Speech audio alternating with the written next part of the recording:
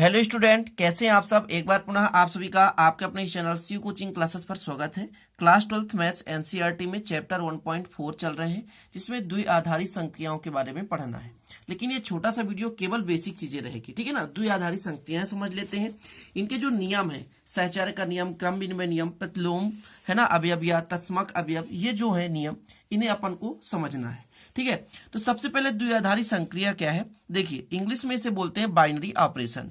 यदि ए एक कोई समुच्चय है, आपके पास कोई एक समुच्चय है जिसमें एक अवयव दूसरे अवयव से किसी न किसी प्रकार से जुड़े हुए हैं, चाहे आपका प्लस हो, एडिशन हो, चाहे माइनस हो, चाहे मल्टीप्लीकेशन हो, चाहे डिवाइड हो, ठीक है ना, किसी न किसी कंडीशन से वो आपस में जुड़े होंगे।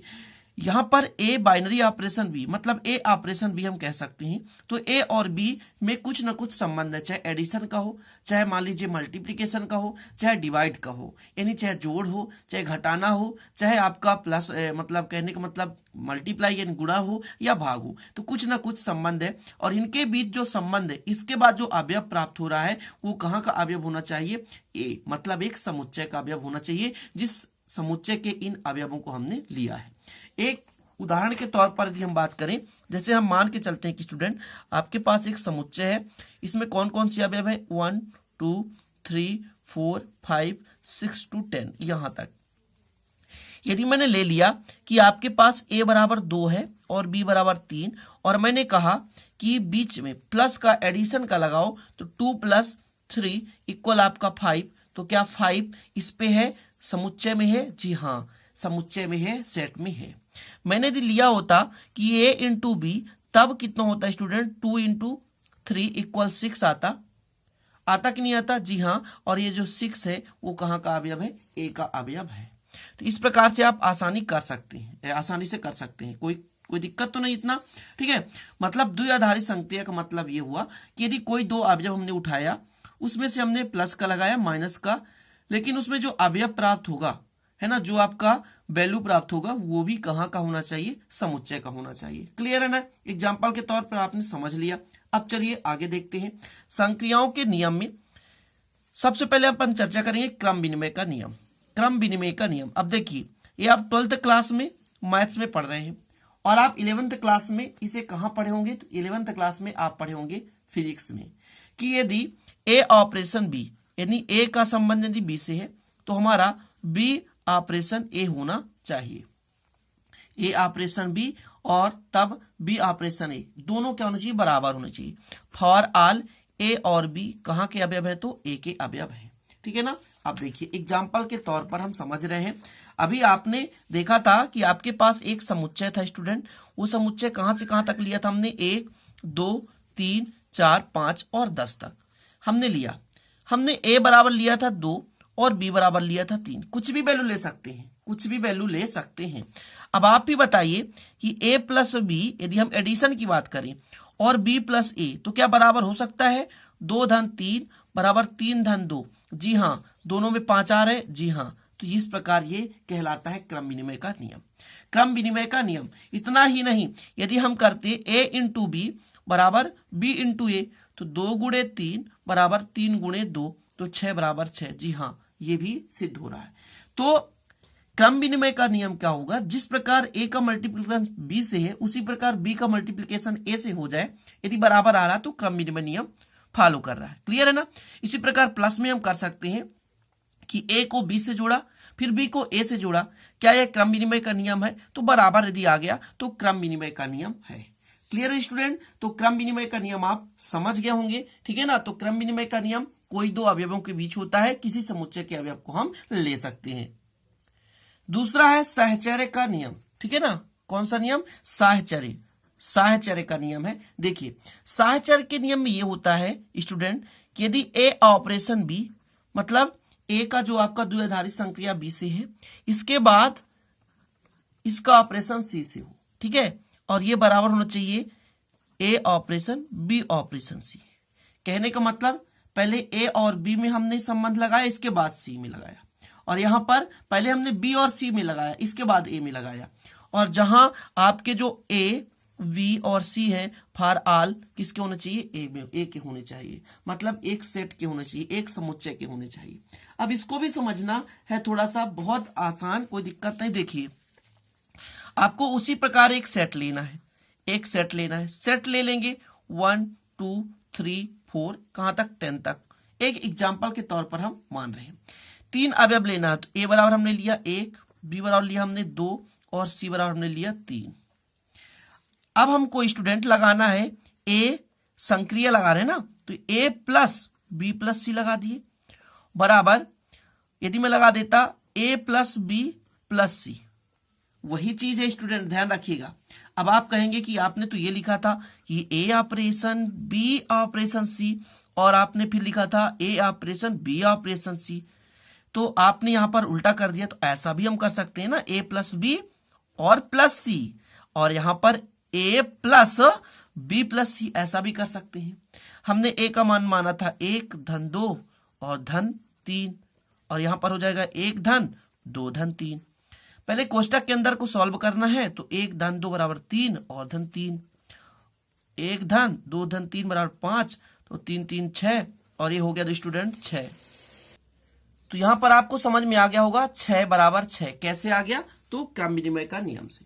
मतलब आपका जो है ए और बी ऑपरेशन में, मतलब संक्रिया में, इसके बाद सी के जो संक्रिया लगाएंगे, इसकी जो वैल्यू है ए संक्रिया बी संक्रिया सी के मान के बराबर हो जाएगा। इन दोनों का मान बराबर हो तो साहचर्य का नियम पालन करता है। अब यहां पर मैंने प्लस का लिया था, मल्टीप्लीकेशन का भी हम ले सकते हैं, है ना, ले सकते हैं कि नहीं, जी हाँ बिल्कुल ले सकते हैं। जैसे मैं यदि कह देता कि ए इंटू वी इंटू सी बराबर ए इंटू बी इंटू सी, ठीक है ना, तब आप क्या करते, 1 गुणे 2 गुणे 3 बराबर 1 गुणे 2 गुणे 3। अच्छा, 1 2 कम 2 3, 1 गुणे 2 तिहाई 6 और 3 दूना 6 और ये 6, जी हाँ दोनों बराबर है। तो यहां पर जो संक्रिया है साहचर्य का नियम है, ठीक है ना। तो साहचर्य के नियम को आप समझ गए होंगे। थोड़ा सा आज का वीडियो थोड़ा सा निम्न बन रहा होगा, लाइट की प्रॉब्लम थी, इस कारण से मैं नेचुरल लाइट से मैं बना रहा हूं, ठीक है ना। चलिए, तो आपका साहचर्य नियम समझ में आ गया। चलिए अगला अपन देखते हैं तत्समक अवयव। तो देखिए तत्समक अवयव में थोड़ा सा आपको समझना है कि एक अवयव आपने ले लिया किसी भी समुच्चय का, अब दूसरा अवयव हमको इस प्रकार लेना है कि उसके साथ संक्रिया लगाने पर स्टूडेंट हमें वही वैल्यू आनी चाहिए, ठीक है ना, ए ही आनी चाहिए। मतलब ई का एक कोई ऐसा वैल्यू उठाओ, ई का एक कोई ऐसा वैल्यू उठाओ ई के मान को जो कि ए के साथ संक्रिया लगाने पर एक ही मिले, सॉरी ए ही मिले, या ए के साथ ई का संक्रिया लगाने पर ए ही मिले।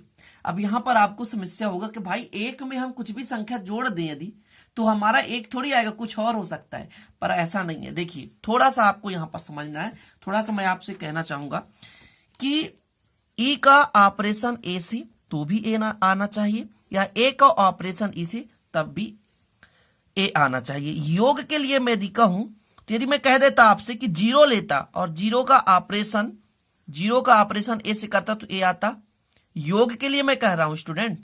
और यदि मैं ए का ऑपरेशन 0 से करता, अभी आपको समझ में नहीं आएगा, 0 प्लस ए योग के लिए कह रहा हूं तो ए आता, या स्टूडेंट ए प्लस 0 करता तो भी आपका ए आता। क्लियर है ना। तो ये थोड़ा मक्खी आपको परेशान कर देगी। चलिए, तो योग के लिए यदि मैं गुणा के लिए करता स्टूडेंट, तो 1 गुणे ए बराबर ए आता, और या ए गुणे 1 तो ए आता। कहने का मतलब योग के लिए यदि तत्समक अवयव कोई है तो वो है 0, यदि गुणा के लिए कोई तत्समक अवयव है तो वो है 1। तो इन दो चीजों को आपको याद कर लेना है। तत्समक अवयव एक ऐसा अवयव है जिसका हम बाइनरी ऑपरेशन लगाने से हमारा वही मेंबर प्राप्त हो जिस अवयव को हमने लिया है। क्लियर है ना। जैसे 1 का हमने मल्टीप्लाई यहाँ ए से किया, जैसे मान के चलते 1 का मल्टीप्लाई 5 से करते तो भी 5 आता, और 5 का यदि 1 से करते तो भी 5 आता। मतलब 1 क्या है यहाँ पर ये तत्समक अवयव है। तो तत्समक अवयव भी आप समझ गए होंगे।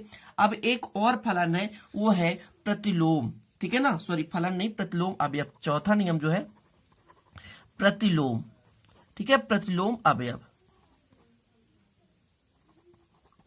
प्रतिलोम अवयव, ठीक है ना, अवयव है स्टूडेंट, ठीक है ना, अवयव, प्रतिलोम अवयव। बस इसमें थोड़ा सा समझना है। जैसे यदि मैं बात करूं प्लस के लिए, तो प्लस के लिए ए का प्रतिलोम कितना हो जाएगा, ए का प्रतिलोम आप बताइए, प्रतिलोम, ए का प्रतिलोम कितना होगा, माइनस ए होगा। प्लस के लिए मैं बात कर रहा हूं, यदि डिवाइड के लिए होता, मल्टीप्लाई के लिए होता तो ए का प्रतिलोम हो जाता स्टूडेंट 1 अपान ए, 1 अपान ए, 1 अपान ए।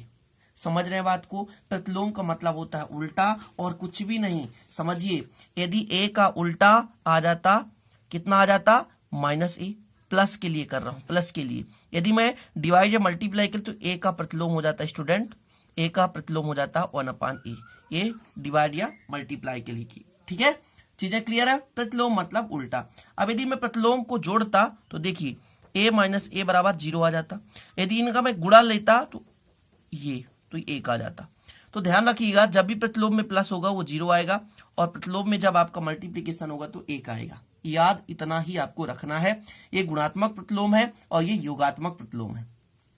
योगात्मक प्रतिलोम में हमेशा माइनस होता है और गुणात्मक प्रतिलोम में डिवाइड में होता है। चीजें क्लियर? तो 4 चीजें आपको सीखना है, क्रम विनिमय नियम, सहचर नियम, तत्समक अवयव, प्रतिलोम अवयव। इन चारों कंडीशन को आपको अच्छे से तैयार कर लेना है, क्योंकि स्टूडेंट जो प्रश्नावली क्वेश्चन है, एग्जांपल्स क्वेश्चन है, अगली वीडियो के साथ वो मैं लाऊंगा, तो उसमें आपको फिर समझ में आएगा कि क्या है तत्समक, क्या है सहचर्य, और कैसे क्रम विनिमय नियम का यूज होगा क्वेश्चन में। ठीक है, तो चलते हैं स्टूडेंट, आज का छोटा सा वीडियो यहीं पर समाप्त करते हैं।